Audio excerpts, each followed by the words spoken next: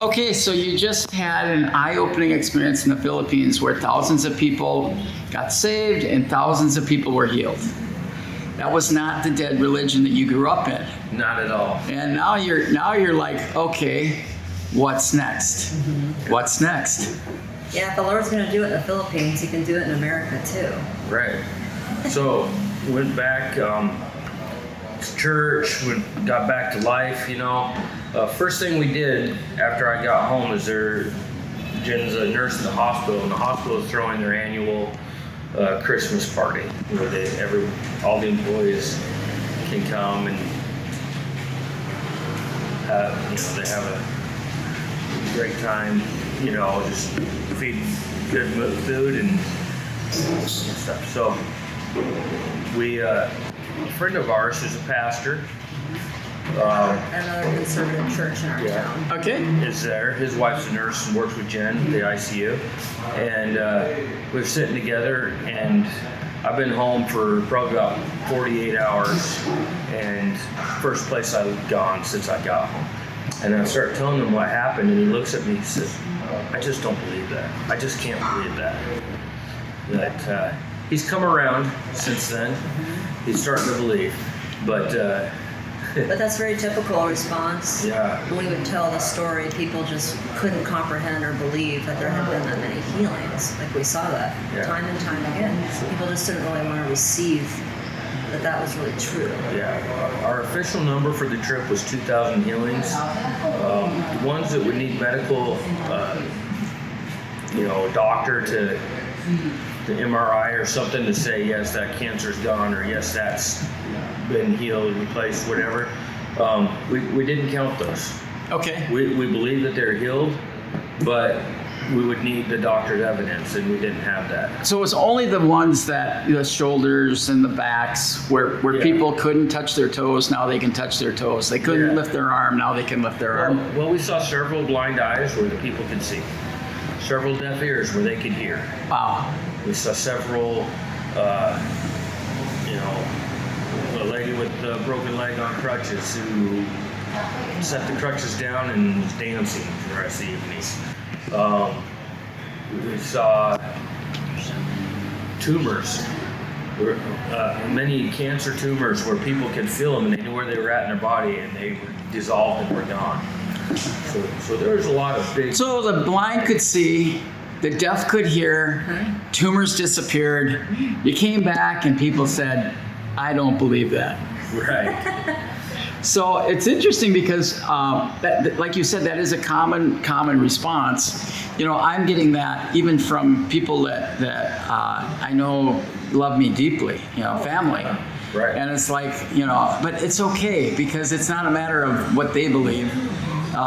It's the God that we've come to know. Yeah. And that's why I think it's important to get these stories, because what it does is it opens the eyes of the people. That it's like the man who said, help my unbelief. Yeah.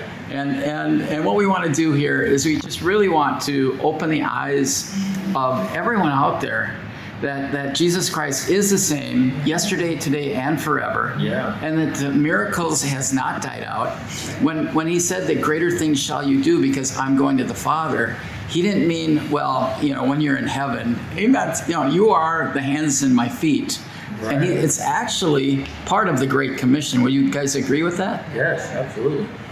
So as far as you have actually started a church. Right. So in the beginning of 2020, we started a home group. And, we were part of an Assembly of God church, and we did this in relation with them. So it was just a Bible study. And when COVID hit and they closed the churches down, we knew that God was telling us, you need to stay open. My church doesn't close. This is its finest hour. Yeah.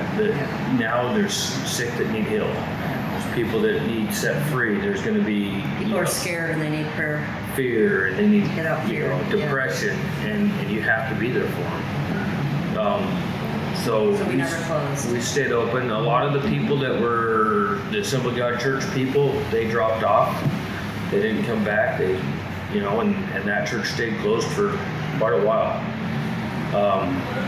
But we stayed open, and Yeah, it kind of became apparent to us that we were headed in a different direction than the typical American church because we really believed. And we were starting to practice these things just within our family and our friends. So if one of our kids had an earache, we would pray and they would be healed. Or if they had a muscle cramp, we would pray and they'd be healed. Or like a stomach bug, we would pray and they'd be healed.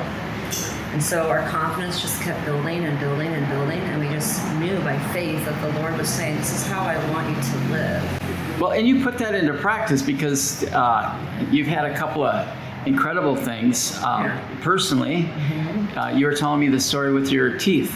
Yeah, so we've had some really incredible healings in our family. My daughter got healed from a bone infection in her toe, and my other daughter her eyesight was healed, so she no longer has to wear glasses. And then I had over 20 dental fillings, and they're all gone. Yeah. So God removed all of the all the metal in my mouth. All the metal. all the metal was turned back to teeth enamel. So people are saying, no way, and you're saying, yeah, way. And my thing is that I love to hear the stories where people are saying no way. Yeah. Because these are the stories that people need to hear, because this is the real God. Yeah. And so you've also actually taken steps like taking all of your prescription drugs out of your home. In March of 2020, Jesus said, I want you to get all the medications out of your house because I'm going to heal every sickness and every problem amongst your health and your family from here on out, if you just trust me to do it. So we did that. We had like bags and bags of medications and we hauled to the dump. And it felt really weird, but it's been almost 3 years since we did that, and he's healed everything. We don't have to go to the doctor anymore. It's just incredible. It's like a whole new way of living. So Jesus is all about setting you free. So, in the Bible in John 8:36, it says, who the Son has set free is free indeed. In Galatians 5:1, it is for freedom that you've been set free. That's really how he wants you to live. He wants you to live free from sickness, right? It's one of the things he died for on the cross, and he conquered on the cross. And the enemies, he's crept back in and tried to steal back the territory that belongs to us as believers. We just have to take authority and walk in health, because that's what Christ died for. We don't live as the world lives, right? We're different. exactly. Well, I am so thankful that you spent this time with me today to hear your story. Before we leave, I'd like to do one more segment, because there aren't too many people I know that are going to bring their children to a country that is on the watch list for the top places of persecution for the church. And not only are your children with you, but I actually saw Lila speak to about 110 people. And in that church service, after she gave her testimony and did this simple teaching that Paul Rapley teaches using Acts 3:1-8, there were 90 people that were healed. And for her to be a part of that, that was her first time doing that. It was just amazing to see how God is taking your family. Your family is now on this journey.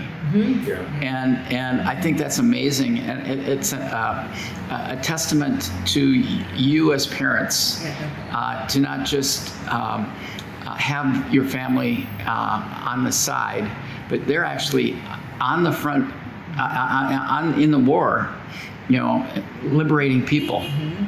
So why? I mean, did you have total peace about we're bringing our 3 old? There's 3 that you've got 6 children, mm-hmm. and you brought your 3 oldest. Yes.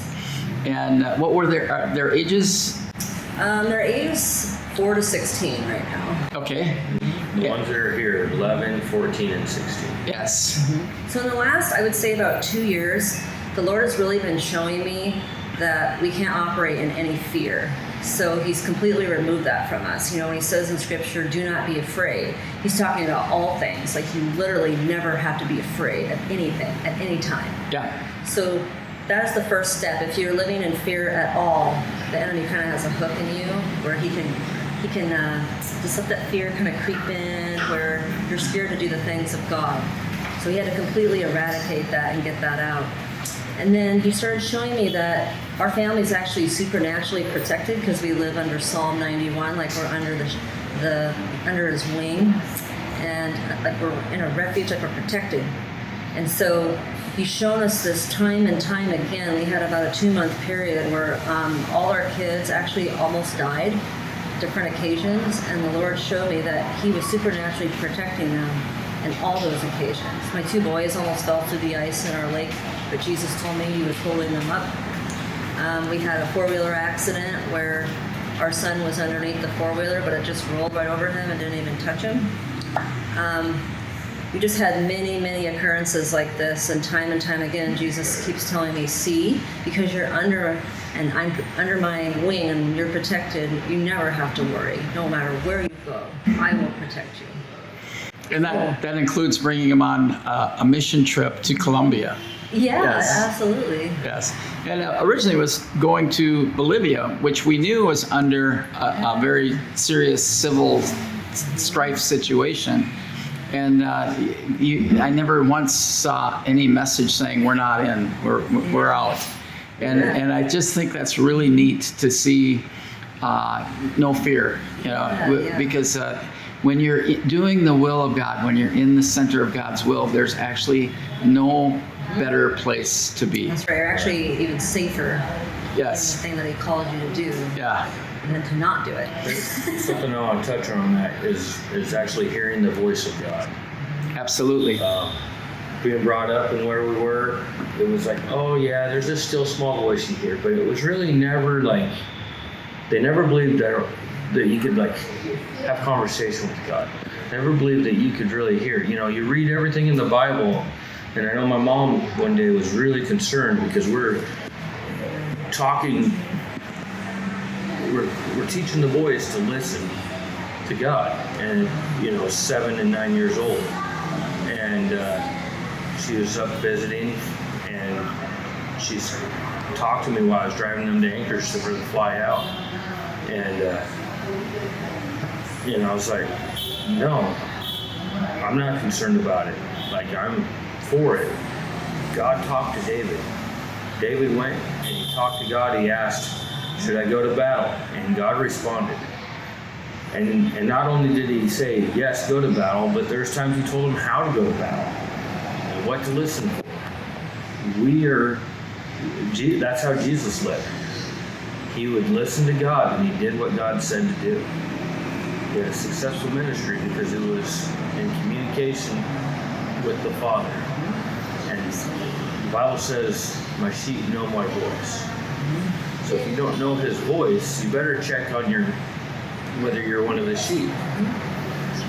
So we have to pay attention to that. We have to learn to listen to God's voice, to learn to seek it, and know where he's telling us. He said to come, and so we went through the process of getting the tickets and saving the money and being ready to go. And we would have gone to Bolivia if he said to keep going to Bolivia. But it was pretty clear where we were supposed to be. I felt in the spirit, in a roundabout way, that Colombia is probably where we'd end up, and I was okay with that. And here we are. Well, we've made a huge impact. I mean, it's thousands. We're about at almost 2,000 salvations, over 1,500 healings, and we're only halfway through this mission.